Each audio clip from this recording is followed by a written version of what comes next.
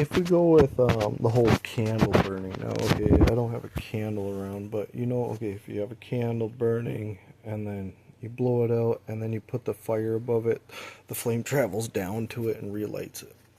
Now, if you go with that, right, obviously, maybe you could use something like their ion thruster to burn off the rest of the, like NASA's ion thruster, how it works in space and everything.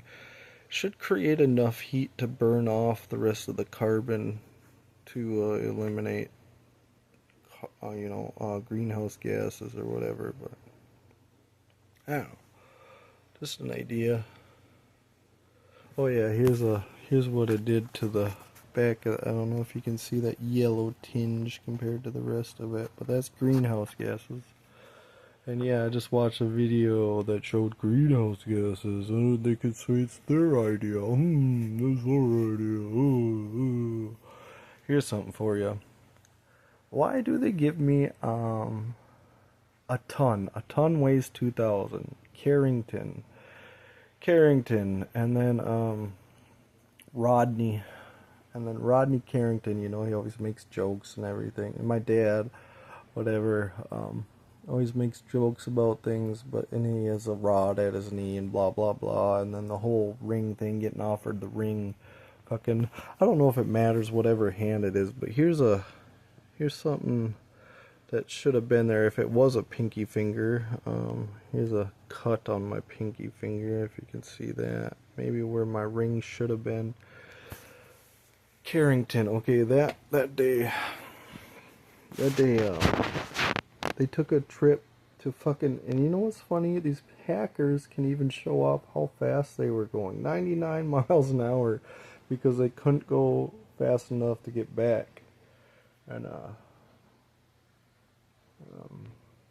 anyways.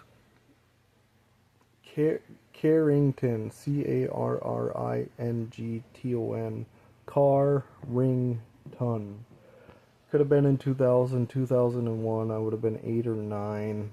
But if they switched my birthday like they have done for my other family members, I was born 91,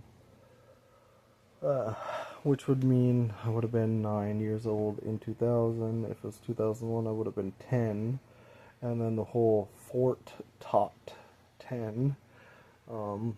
I believe that's where they brought me to, but like I said, on the way, some guy pulled out a buck knife. I can remember it actually. He pulled it out of his right pocket, and the way I described it, it looked like it was red and orange handled knife. And I believe it was red and orange because it had blood on it.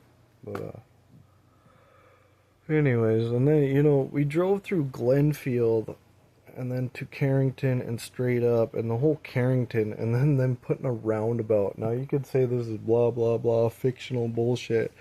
For some reason, I knew there was a redstone that got switched out to a diamond, because when I threw it out the window, it got cracked, right? I threw it out the window right by Bayshore, Egert's Landing. Threw it out, it got cracked, and I believe the guy had an extra ring in the trunk of his car. He had an extra ring that, I don't know who it was from, but some reason I know he had the ring in the trunk of his car to put the stone on this ring, so that they had the ring, my precious, right? My precious, like from fucking, yeah, I'm gonna make another video here just to explain it all. But this guy had a ring in his car to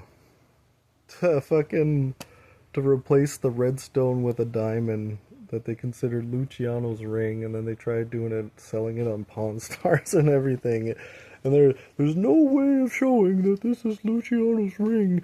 I tried contacting the Las Vegas mob museum just to let them know, but this guy had either, I believe it was a ring in his trunk, the same guy that tried to bring me up to Spirit Lake, Fort Totten, to have me killed as a kid, 9 or 10 years old, 8, 9, 10 years old, somewhere in there.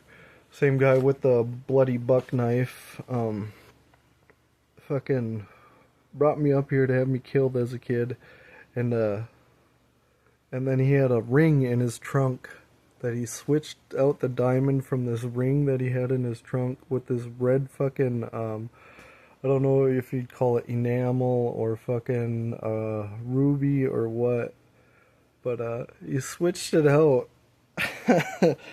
just because it was cracked, just to try and show, oh yeah, this is the real ring, this is the real ring, and blah blah blah. Because they were all worried about it being cracked, and they were, they were so jealous. I got to go in that room actually with the big guys, and yeah, yeah, craziness, huh? I don't know if that was an underboss ring or considered the head of the family ring, but I got offered it as a kid, and yeah, I kept it in my pocket the whole time until we were on our way back, and then I took it out and put it on my finger, and my family acted a certain way, and I threw it out the window.